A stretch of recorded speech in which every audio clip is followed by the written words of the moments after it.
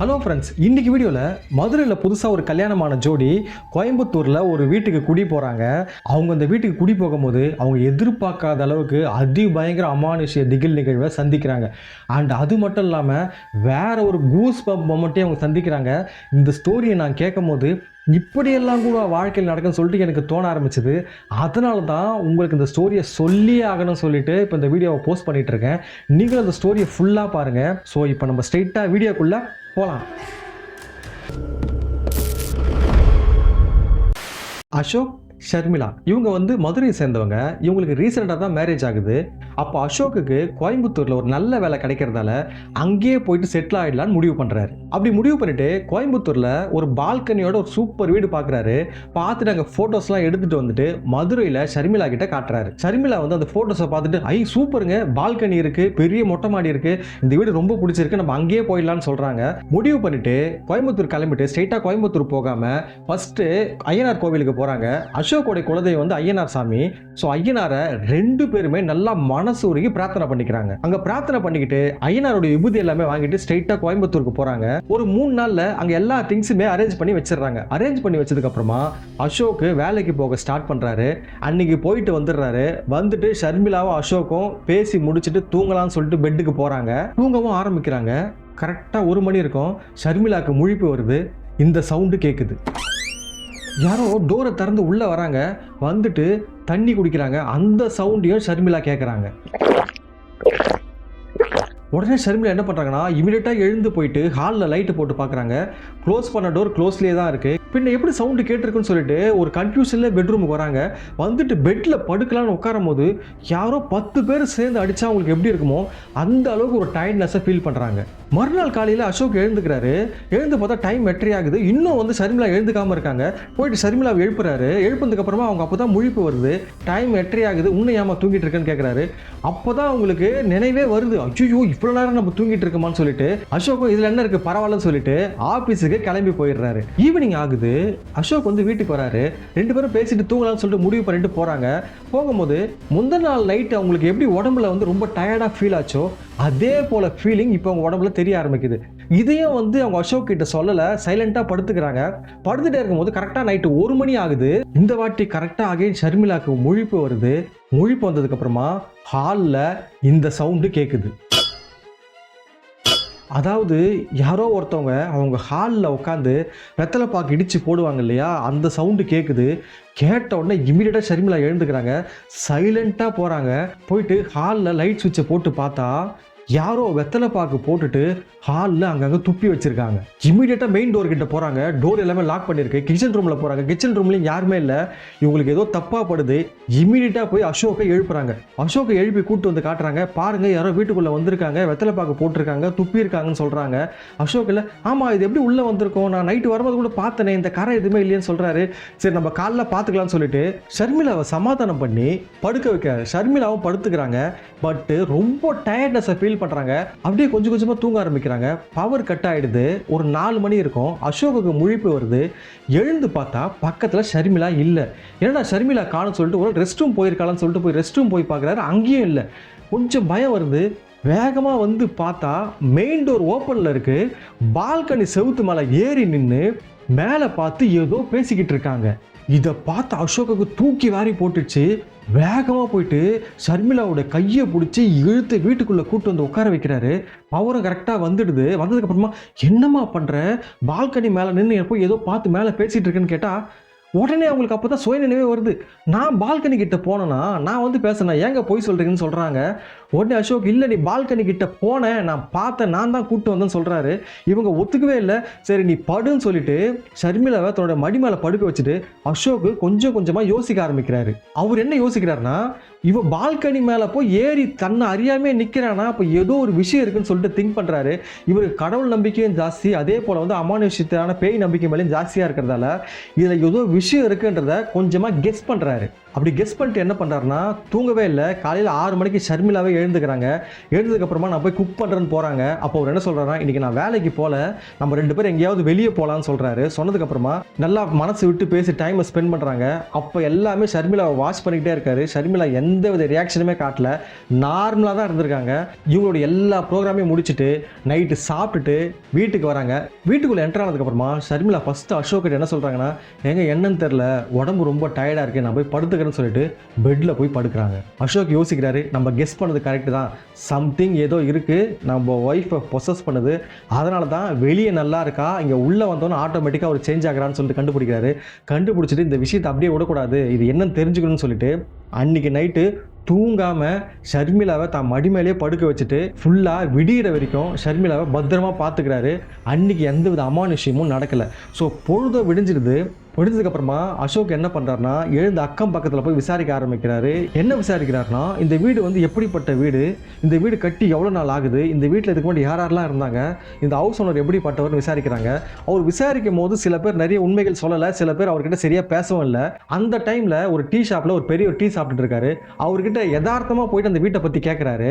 அப்போ அந்த பெரியவர் அசோக் கிட்ட என்ன சொல்கிறாருன்னா, தம்பி நீ பார்க்கறதுக்கு என்னுடைய பையன் மாதிரி இருக்க, நான் ஒரு விஷயம் சொல்கிறேன், நீ எவ்வளோ சீக்கிரம் அந்த வீட்டை காலி பண்ணிட்டு போறியோ அவ்வளோ சீக்கிரம் உனக்கும் மனைவிக்கு நல்லதுன்னு சொல்கிறாரு. இதை கேட்ட அசோக், ஐயா நீங்கள் சொல்கிறது எனக்கு புரியுது, நானும் ஃபீல் பண்ணேன், ஆனால் என்ன இருக்குன்னு சொன்னால் தான் நான் ஏதாவது பண்ண முடியும்னு சொல்கிறாரு.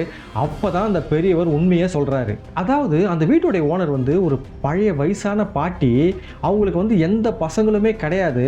அந்த பாட்டியோட ரிலேஷன் ஒருத்தர் என்ன பண்ணியிருக்காருன்னா, இந்த வீட்டை அபகரிக்கிறதுக்காக அந்த பாட்டியை ஏமாற்றி அந்த சொத்தில் கையெழுத்து வாங்கிட்டு அந்த பாட்டிக்கு சாப்பாடு கூட சரியாக போடாமல் அந்த வீட்டிலேயே அப்படியே பட்டினி போட்டிருக்காரு. இப்படியே நாட்கள் போயிட்டு இருக்கும்போது அவங்களுக்கு ஒரு நோய் வருது. நோய் வந்து கவனிக்க ஆள் இல்லாமல் அந்த வீட்டிலேயே இறந்தும் போயிடுறாங்க. அவங்க பாட்டி இறந்ததுக்கு அப்புறமா ஒரே மாசத்துல அந்த வீட்டை ஃபுல்லாகவே இடிச்சிட்டு ஒரு பிரம்மாண்டமான வீட்டை ஒரு 6 மாசத்துல அந்த நிலத்தை அபகரித்து வாங்கினார் இல்லையா, அந்த வீட்டை அவர் கட்டி முடிக்கிறாரு. முடிச்சுட்டு அவங்களுடைய ஃபுல் ஃபேமிலி இந்த வீட்டுக்கு வந்து குடி வராங்க. குடி வந்துட்டு அவங்களால 3 மாதம் கூட அந்த வீட்டில் இருக்க முடியல. ஏன்னா அவ்வளோ அமானுஷ்யமான விஷயங்கள் நடக்க ஆரம்பிச்சது. அவர் என்ன பண்ணுறாருன்னா, அந்த வீட்டை வாடகைக்கு விட்டுட்டு அவர் ஏற்கனவே இருந்த வீட்டுக்கு போயிடுறாரு. அதுக்கப்புறமா அந்த வீட்டுக்கு வாடகைக்கு வந்த ஒரு 4-5 ஃபேமிலியை வந்து ஒரு ரொம்ப நாள் இருக்கல, அதிகபட்சம் 6 மாதத்துக்கு மேலே யாருமே தாக்கு பிடிக்கல. எல்லாருமே வீடு வேணான்னு சொல்லிட்டு காலி பண்ணிட்டு போயிடுறாங்க. அப்போ தான் இந்த ஊர் மக்கள் எல்லாருக்குமே ஒரு விஷயம் தெரிய வருது. அங்கே இருந்த பாட்டியோட ஆன்மா இன்னும் வெளியே போகாமல் அங்கேயே இருந்து யாரையுமே வாழ விட முடியாமல் கஷ்டப்படுறதுன்னு சொல்லிட்டு இந்த விஷயத்தை அசோக் கிட்ட அந்த பெரியவர் சொல்லி முடிக்கிறாரு. சொல்லி முடிச்சுட்டு, தம்பி நான் திரும்பவும் சொல்கிறேன், நீ என் புள்ள மாதிரி இருக்க, அவன் என் பொண்ணு மாதிரி இருக்கா, 2 பேரும் இந்த வீட்டை விட்டு சீக்கிரம் போயிடுங்கன்னு சொல்கிறாரு. அசோக்கு இப்போ தான் எல்லா விஷயமும் தெரிய வருது. ஐயோ மனைவி தனியாக இருப்பாருன்னு சொல்லிட்டு வேக வேகமாக வீட்டுக்கு வராரு. பட் வீட்டுக்கு வந்து பார்த்தா அவங்க கேஷுவலாக நார்மலாக பெட்டில் தான் படுத்துக்கிட்டு இருக்காங்க. அப்போ என்ன பண்ணுறாருன்னா, அன்றைக்கே ஒரு ஃபோன் பண்ணி சிசிடிவி இன்ஸ்டாலேஷன் வீட்டுக்குள்ளே எல்லாமே போட சொல்கிறாரு. ஹாலில், பெட்ரூமில், கிச்சனில், அதே போல் வந்து மெயின் வாசக்காலில் அந்த ரோடு பார்த்த மாதிரி சொல்லிட்டு ஒரு 5-6 சிசிடிவி கேமரா வந்து அந்த வீட்டுக்கு ஃபிக்ஸ் பண்ணுறாரு. அப்படி ஃபிக்ஸ் பண்ணிவிட்டு மனைவியை வீட்டில் விட்டுட்டு ஃபோனில் என்ன நடக்குதுன்றதை அவர் ஆஃபீஸில் அப்பப்போ நோட் பண்ணிக்கிட்டே இருக்காரு. ஒரு 2 நாள் கழிச்சு அகைன் நைட்டு தூங்க போகிறாங்க. அப்படி தூங்க போனதுக்கப்புறமா அசோக்குக்கு யாரோ பேசுகிறா போல சவுண்டு கேட்குது. அசோக் உடனே முழிச்சுக்கிறாரு. எழுந்துட்டு பக்கத்தில் மனைவியை பார்த்தா காணோம். இம்மிடியேட்டாக மெயின் டோர் கிட்ட போய் பார்த்தா அந்த மெயின் டோர் கிட்ட அவங்க ஒய்ஃபு ஷர்மிளா நின்று யாருக்கிட்டோ மேலே பார்த்து பேசிக்கிட்டே இருக்காங்க. டோர் ஓப்பனில் இருக்குது. இவருக்கு ரொம்பவே ஷாக் ஆகுது. ஷர்மிளா மேலே போய் டச் பண்ணுறாரு. எந்த அசைவுமே இல்லை. இப்படியே மேலே பார்த்து பேசுகிறாங்க.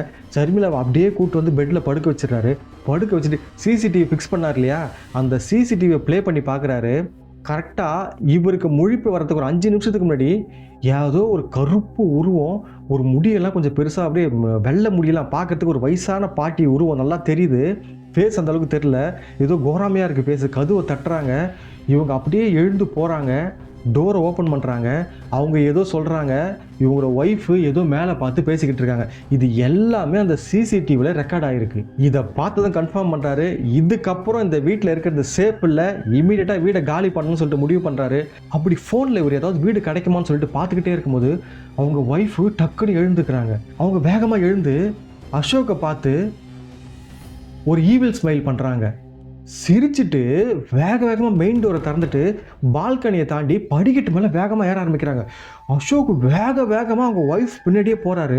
இவர் போகிறதுக்குள்ள மாடி மேலே ஏறி அந்த செவுரு இருக்கும் பார்த்தீங்களா, கைப்பிடி செவுரு, அது மேலே ஏறி நின்று தனக்குள்ளே திரும்பவும் பேச ஆரம்பிக்கிறாங்க. பேச ஆரம்பிச்சுட்டு குதிக்க போகும்போது அசோக் வேகமாக போய் அவங்க ஒய்ஃபை கையை பிடிச்சிடுறாரு.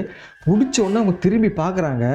பார்க்கும்போது அந்த ஸ்மைல் பண்ணுறாங்க, பிடிச்சி இழுத்துடுறாரு. உன் மனைவி நீ காப்பாற்றிடலான்னு நினைக்கிறியா அப்படின்னு சொல்லிட்டு ஒரு வயசான குரல் அவங்க ஒய்ஃப் உடம்புல இருந்து வருது. அசோக் தன்னுடைய குலதெய்வம் ஐயனாரப்பா நீ தான் காப்பாற்றணும் அப்படின்னு சொல்லிட்டு ஒய்ஃபை தைரியத்தை வர வச்சுக்கிட்டு படிக்கட்டிலேருந்து பொறுமையாக கூட்டிகிட்டு வந்துட்டு பூஜை ரூம்குள்ளே ஒய்ஃபை தள்ளிட்டு இவரும் பூஜை ரூம் உள்ள போயிட்டு டோரை சாத்திட்டு ஒரு விபூதி எடுத்து இவரை வச்சுக்கிட்டு அவங்க ஒய்ஃபுக்கும் விபூதியை தடவி விடுறாரு. அந்த விபூதியை தடவுனதுக்கு அப்புறமா டக்குன்னு மயக்கம் போட்டு இவர் மேலேயே வந்து அவங்க விழுந்துடுறாங்க. விழுந்ததுக்கப்புறமா கிச்சனில் ஹாலில் எல்லாமே பொருட்கள் எல்லாம் யாரோ தூக்கி அடிக்கிற மாதிரி விசிறி அடிக்கிற மாதிரி சவுண்டு கேட்குது. அசோக் ஐயனாரப்பா நீ தான் காப்பாற்றணும், ஐயனாரப்பா நீ தான் காப்பாற்றணும்னு சொல்லிட்டு மனசுக்குள்ளே வேண்டிக்கிட்டே இருக்காரு. அவங்க ஒய்ஃபை தலையை தடவி கொடுத்துட்டே இருக்காரு, விபூதியை வச்சு விட்டுக்கிட்டே இருக்காரு. அந்த டைமில் கொஞ்சம் கொஞ்சமாக அந்த சவுண்டு வந்து கண்ட்ரோல் ஆக ஆரம்பிக்குது. அப்படி சவுண்டு கண்ட்ரோல் ஆனதுக்கப்புறமா அசோக்குக்கு மயக்கம் வரா போல் தோணுது. லைட்டாக மயங்கின ஸ்டேஜுக்கு போகிறாரு. அப்படி ஒரு மயங்கின ஸ்டேஜுக்கு போனதுக்கப்புறமா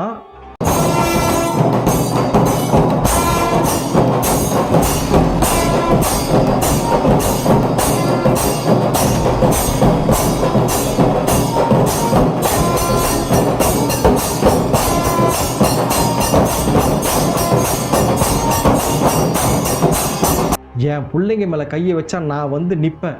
இந்த சவுண்டு அவர் காதுலையும் அவர் ஒய்ஃப் காதுலையும் கேட்குது.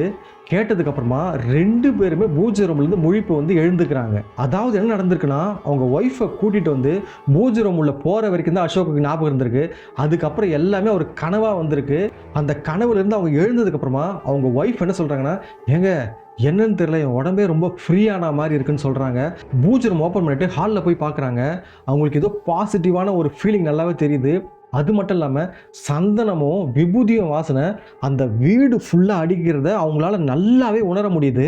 அப்போ அசோக் என்ன பண்ணுறாருன்னா இம்மீடியட்டாக பூஜை ரூமுக்கு ஓடி போயிட்டு ஐயனாரப்பா நீ தான் எனக்காக வந்தியா இல்லை வேற யாராவது என்னை காப்பாற்றுறதுக்கு அனுப்பி வச்சான்னு எனக்கு தெரியல, ஆனால் நான் இப்போது சொல்கிறேன் உன்னை தான் நம்புகிறேன். ஆனால் எனக்கு கடைசியாக சொன்ன பற்றியா ஒரு வார்த்தை, என் பிள்ளைங்களுக்காக நான் வருவேன்னு சொன்ன பற்றியா ஒரு வார்த்தை, அந்த வார்த்தைக்கு நான் கட்டுப்படுறேன், என்றைக்குமே நான் உண்மையாக இருப்பேன்னு சொல்லிட்டு விழுந்து வணங்குறாரு. ஷர்மிளாவும் ஓடி வந்து பூஜை ரூமில் விழுந்து வணங்குறாங்க. அதுக்கப்புறமா கரெக்டாக ஒரே வாரத்தில் அவங்களுக்கு ஒரு வேற நல்ல வீடு கிடச்சிருது. அங்கே ஷிஃப்ட் ஆகியும் போயிடுறாங்க. அவங்க ஷிஃப்ட் ஆகி போனதுக்கப்புறமா அவங்க வாழ்க்கையில் எந்த பிரச்சனையுமே வரல. இந்த சம்பவம் பார்த்தீங்கன்னா 2025 நடந்திருக்கு. இந்த விஷயத்தை அசோக் என்கிட்ட சொல்லும் போது என்னால் நம்பவும் முடியல, நம்பாமல் இருக்கவும் முடியல. பட் ஒரு விஷயத்தை மட்டும் என்னால் நல்லாவே ஃபீல் பண்ண முடிஞ்சது. அது என்னன்னா யார் கைவிட்டாலும் அவங்க வணங்குற குலதெய்வம் அவங்கள கைவிடாதுன்றதுக்கு அந்த விஷயத்தை இவரோட ஸ்டோரியில் நான் முழுசாக பார்த்தேன். அதனால தான் இது உண்மையாக பொய்யான்றதுலாம் ஆராய்ச்சியே பண்ணாமல் இந்த விஷயத்தை உங்கள் எல்லாருக்கும் சொல்லணும்னு சொல்லிட்டு இந்த விஷயத்தை அவர் சொன்னதை அப்படியே நான் தெரியப்படுத்தியிருக்கேன். என்னுடைய பேர் ஜீவானந்தம். நான் திரும்பவும் வேற ஒரு வீடியோவில் உங்களை சந்திக்கிறேன். அது வரைக்கும் பாய்.